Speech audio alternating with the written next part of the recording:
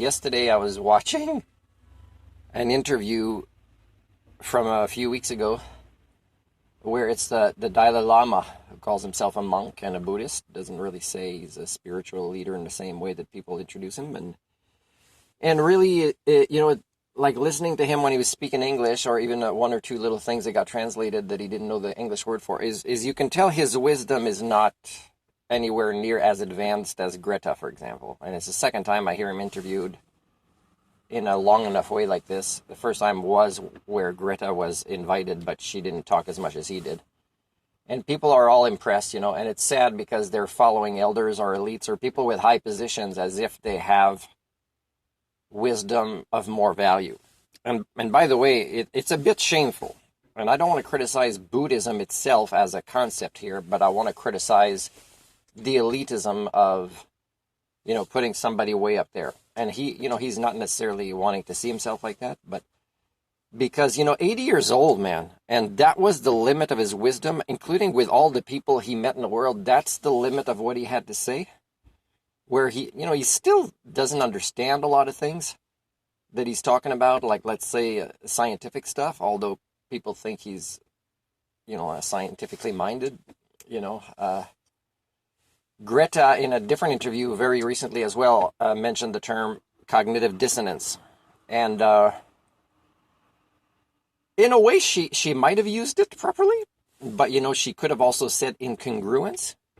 But incongruence is often an offset now of a growing cognitive dissonance. So, but again, in her interview that I posted on my Facebook, there's nothing I disagree with that she said that is unscientific, except she's getting a little bit closer to say things like like she was counting her own carbon footprint, and even the lifestyle she has in the economic lives that we are kind of born into, is she's still harmful. It'd be better if she wasn't alive, except that, she's not one of the people we should lose. I don't mind losing my life, but I also think I'm not one of the people that the biosphere or your species should lose. But saying this, it almost gives permission for suicides, and I'm not saying people will right away go and end their lives, but it's starting to change a paradigm that if people are giving up, because the status quo of destroying the planet from the economic, business, and political world is still accelerating on the wrong side of things, right, if we are pro-life. So when environmentalists kind of see this, and the next COP is going to be very much seeing this again, she thinks it'll be a little bit different because there might be a paradigm shift in how to see the issue. But again, it's too little too late. She has a hopefulness that I think is unwarranted, and she also doesn't talk, Greta, about the issue being the overpopulation of a species like us that is broken up here, and the signs that is broken are actually noticed by her, even noticed by the Dalai Lama, if I'm pronouncing that right, and yet, nobody has the nerve to talk about that.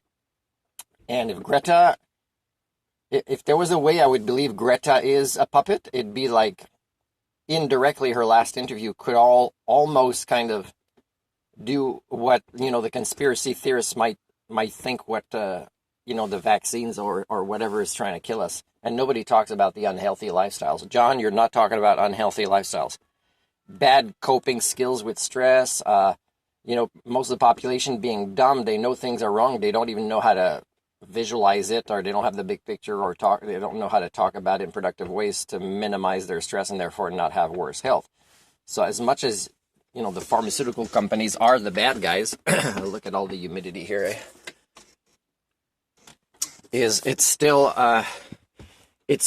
we are still very much eating bad things, living in unhealthy ways, and having more and more compromised minds. And by the way, like, for you to be healthy, it's not just about your liver or your kidneys, people. If your brain malfunctions, do you really think that your immune system will be great, or that your ability to, to make choices that are good for your, liver or kidney? I don't think you realize that it starts there, right? Everything starts there. And it's not just about education in the wrong things delivered by people that are not that smart or are not learners themselves going to fix things. But anyways, when Greta actually talks about our species must bring its numbers down voluntarily, that doesn't mean kill each other. It just means having less kids. The killing each other is already is already there in wars, and it's already there in the way people treat their kids or drive their cars, it's or smoke stuff. People are already killing themselves, so you don't need to increase that because you normalize it. You just need to say, let's not have kids. We are not a responsible species to our own children and future generations, but also to the rest of the living globe. So let's have a lot less kids. 1 per 6 people. There must be a United Nations discussion about this. If there isn't, there's no way I'll be hopeful about the next COP. And when Greta says this one day, I will nominate her for a Nobel Prize, because finally she'll be ready to really tell it like it is with the big picture. And everybody lives different lifestyles and meets different people and has different friends and gets influenced different ways. So Greta wants to believe that we're not evil. And I'm not saying we are, but I also have my theory that tells me that what we do that would be the choice of an evil people, we're just too dumb to care, too dumb to understand, and too self-centered to care. Well, it does reflect as us being evil, but we're not like strategically evil, most of us. We're just a failed species. When she realizes this and talks about this, I will know that she finally might have gone up much higher on the scale of having a worldview that is ecocentric. And eco doesn't mean turn against your species.